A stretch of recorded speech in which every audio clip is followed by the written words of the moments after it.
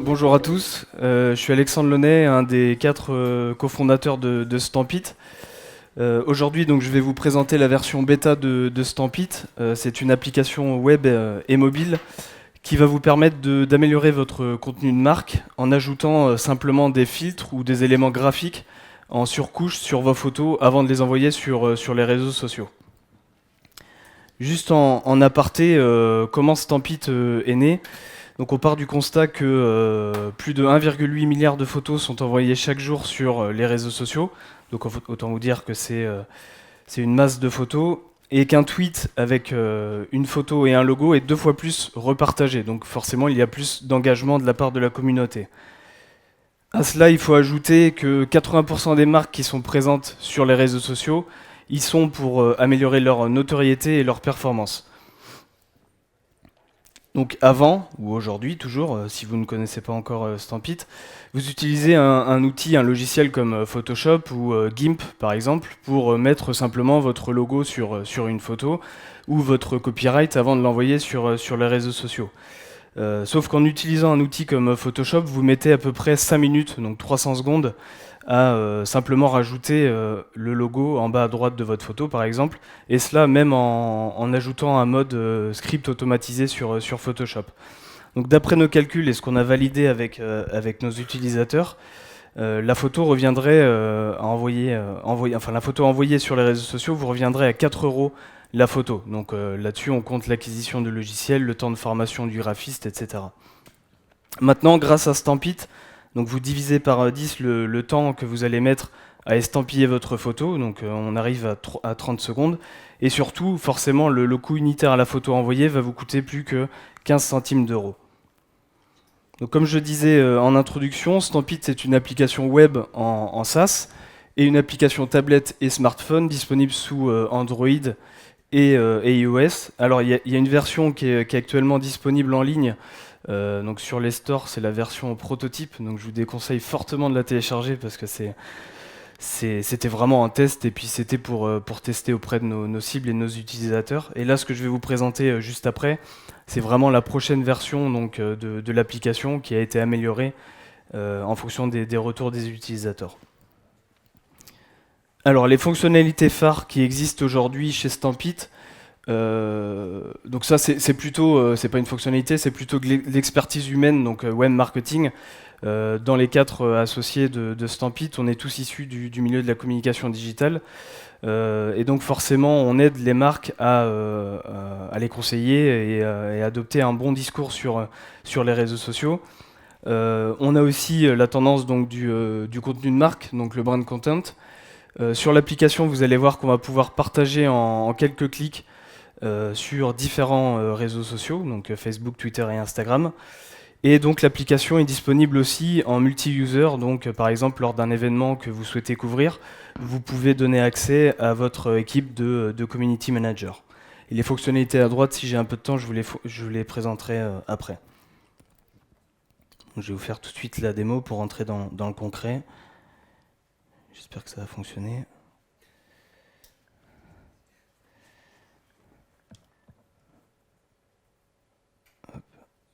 Donc voilà, l'application Stampit donc, que j'ai téléchargée sur le store, je la retrouve ici. Voilà. Je ne sais pas si vous voyez bien, si c'est bon. Donc là, j'arrive sur ma timeline en fait de logos. Ça, c'est la version freemium. On a un business model qui est en freemium avec des fonctionnalités forcément restreintes. Dès que la marque veut passer des fonctionnalités plus abouties, elle paye un abonnement. Et vous allez voir après comment on peut ajouter donc, différents stamps et autres valeurs sur Stampit. Donc là, je peux simplement, admettons, je gère la communication de ces différentes marques. Je peux rajouter un logo ou une identité visuelle. Je sélectionne d'abord en fait le format du réseau social, puisque le format des photos envoyées sur les réseaux sociaux est toujours différent, que ce soit sur Twitter qui est plus panoramique, Facebook c'est plutôt rectangulaire et Instagram plutôt carré, même si ils ont mis à jour leur application. Donc je choisis admettons Instagram, je vais sélectionner un logo. Donc soit dans mon album photo, si j'ai d'abord téléchargé mon logo dans mon album photo ou alors dans ma Dropbox, admettons, ou alors soit depuis carrément la base de données en fait de logos ou d'identité visuelle qu'on a mis à disposition dans l'application. Donc là je recherche et normalement j'ai déjà des logos ou des éléments visuels en PNG transparent que vous pouvez tout de suite rajouter. À la limite je vais faire l'essai. Si j'ajoute Nantes, alors forcément, si c'est bon. Voilà. Je nomme mon stamp.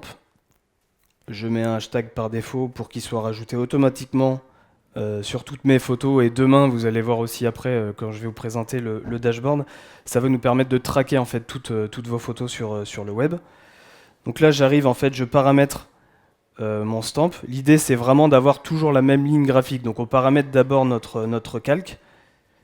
Je peux ajouter un contour sur ma photo si je veux. Je peux mettre mon logo en opacité. Et là, bientôt, vous aurez d'autres fonctionnalités. Voilà, j'ai validé mon stamp et j'ai juste à cliquer dessus. Et comme par magie, du coup, le logo apparaît en fait sur chaque photo que je vais prendre. Donc là, si je prends la photo avec Media Lab Speed Training, par exemple, vous faites un petit coucou quand même. Donc là, c'est le format Twitter qui est allongé, panoramique. Donc là, il me dit que la photo est bien sauvegardée dans mon smartphone et je peux directement l'envoyer sur Twitter depuis l'application. Voilà, je peux swiper de haut en bas pour faire défiler mes stamps si je veux toujours être dans le live de l'événement pour, encore une fois, toujours être dans l'instantanéité et éviter de venir décharger mes photos à chaque fois sur mon ordinateur. Voilà, donc ça c'est le côté freemium. Après, quand la marque en fait a atteint un peu ses premières fonctionnalités, l'idée c'est qu'elle contacte Stampit et il y aura des achats in-app dans l'application. Et là je vais en haut à droite dans compte. Et là en fait l'équipe Stampit a créé les stamps, a écouté le besoin de la marque et forcément aussi adapté un message de communication en fonction de la cible, en fonction de l'événement, en fonction du scénario. Et l'idée, c'est qu'une fois qu'on a créé les stamps, donc on remet ça à l'équipe des utilisateurs. Donc là, je mets Nantes Digital Week numéro 5, par exemple. Donc là, ça m'a débloqué, en fait, vu que j'ai payé, ça m'a débloqué des stamps automatiques. Donc là, c'est Media Lab Speed Training. Et l'idée, en fait, vous verrez après, je vais vous présenter le cas d'usage de la Nantes Digital Week. On a vraiment la charte graphique Nantes Digital Week. Et l'idée, c'était de mettre Media Lab Speed Training en bas à gauche, je ne sais pas si on voit très bien le nom de l'événement, et surtout mettre en bas à droite en fait un petit marqueur en disant tiens, c'est un top event de la Nantes Digital Week. Voilà, j'en profite pour faire une petite photo. Voilà, et du coup, l'idée, c'est qu'une fois que je suis sur mes comptes, je peux retrouver autant de marques que je gère sur Stampit. Voilà. Concernant les autres fonctionnalités, donc on a vu le multi-user, toutes les autres. On est en train de construire aussi un espace de stockage donc, qui sera disponible sur la version SaaS et la version mobile. L'idée, c'est d'être en cloud et de retrouver toutes ces photos, qu'elles soient stampées ou non stampées, pour une réutilisation future. On travaille aussi sur un nouveau format de stamp, parce que là, vous avez vu qu'au-delà d'un logo, on peut mettre un message publicitaire, un call to action. Mais l'idée, c'est d'avoir aussi des liens sponsorisés. Donc là, on va travailler en partenariat avec Facebook et Twitter, et l'idée, c'est d'avoir des stamps qui peuvent être aussi animés. Donc on pourra mettre des gifs, on pourra vraiment créer n'importe quel type de stamp, et ajouter surtout un lien directement cliquable sur la photo, depuis le réseau social. Donc ça, c'est hyper important et c'est hyper demandé par les marques, puisque ça va être un nouveau format de publicitaire pour les marques, les annonceurs. Ce qui nous prend pas mal de temps aussi en ce moment, c'est la construction du dashboard. Donc là, vous l'avez vu en introduction, on souhaite améliorer la performance des marques sur les réseaux sociaux grâce à la photo. Et forcément, donc, on est en train de construire ce dashboard qui va vous permettre de savoir la valeur ajoutée et surtout la performance ajoutée en fait grâce à Stampit. Donc on se dira, bah, tiens, j'ai envoyé telle photo sur Twitter. Grâce à cette photo qui a été stampée, combien de produits j'ai vendus en plus sur mon site e-commerce ou alors sur mon site événementiel. Et on est en train aussi donc ça c'est en cours, de créer une plateforme en fait de création et de diffusion. Donc ça c'est plutôt dédié aux agences, puisqu'on travaille avec des agences donc, de communication et d'événementiel. Et l'idée c'est qu'elles soient complètement autonomes sur la construction de leur stand, donc la création graphique, et puis la communication en fait de leur code, comme je viens de vous montrer, auprès de leurs clients. Voilà, et je vais terminer avec différents cas d'utilisation. Donc l'avantage de Stampit, hein, juste avec un logo, vous allez voir. Donc là, on voit Fleur Pellerin qui se fait interviewer, on ne sait pas trop où. On a du mal à situer le contexte. Donc grâce à Stampit qui a été utilisé lors de la dernière Paris Games Week, donc le salon du jeu vidéo à Paris, on arrive à situer un contexte, à mettre en environnement. Et en plus de ça, ils avaient mis en avant donc, le logo de leur partenaire officiel qui était Coca-Cola Zero. Trois cas d'usage, trois success stories. La première à gauche, c'est TF1 qui l'a utilisé pour The Voice, donc la dernière émission de The Voice. Donc là, elle l'a utilisé pour améliorer ses performances sur les réseaux sociaux. Je vais vous exprimer ça après. Le Web Today, donc ça c'était en juin dernier. L'objectif était d'améliorer en fait la notoriété, enfin d'acquérir de la notoriété à l'international. Et donc en ce moment, l'application est utilisée par la Nantes Digital Week dans le but de fédérer et de diffuser plusieurs événements dans le même événement. Donc TF1 a réalisé plus 20% d'engagement grâce à Stampit et grâce au stamp que vous pouvez voir ici, à droite sur Twitter. L'idée en fait c'était de construire un call to action en haut à gauche en invitant la communauté à réagir avec le hashtag The Voice. Donc voilà pour TF1. Pour le Web Today, donc, on avait une équipe de 20 community managers, dont Pauline, qui ont utilisé donc l'application. Donc là c'était vraiment une application dédiée.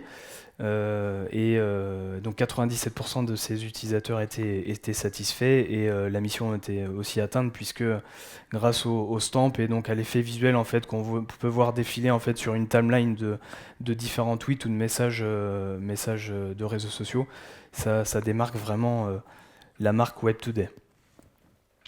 Et donc en ce moment, donc, par rapport à la Nantes Digital Week, c'est 98 événements, donc près de 100 événements qui sont couverts donc avec agilité. Là encore une fois, il y a une équipe de community managers qui utilisent l'application et donc qui permettent de démarquer à chaque fois l'événement. Donc ça, c'est les différentes marques avec qui on travaille, les agences aussi à gauche et puis le côté événementiel à droite. Voilà, donc on est 4. Donc Catherine qui n'est pas là aujourd'hui et Julien et Steve qui sont au fond de la salle. Voilà, merci de votre attention.